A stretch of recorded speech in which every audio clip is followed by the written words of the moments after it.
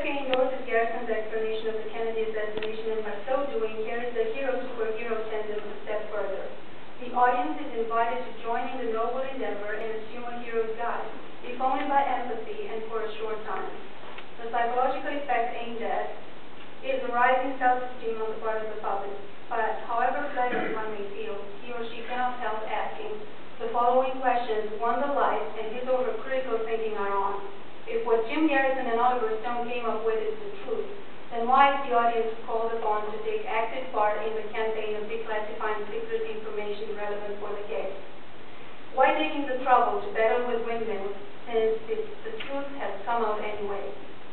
And if what JFK advanced is pure speculation, even if plausible, how legitimate is it to pass a sentence first and only afterwards, hopefully, be able to produce supporting evidence?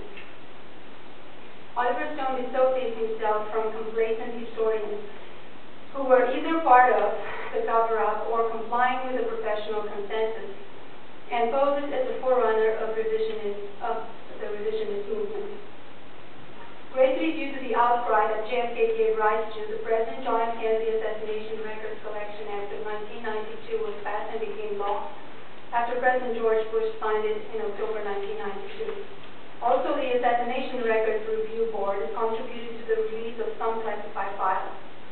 The movie also sparked heated debates among historians and led to a rising interest in the Kennedy administration and its legacy.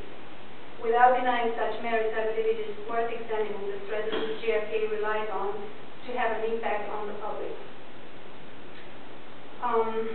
It is interesting and challenging to analyze the premises and development of JFK's authority and intention, and study the way it has been shaped and reshaped in response to the critics' reaction. What is undeniable is the fact that historical events, especially the controversial ones,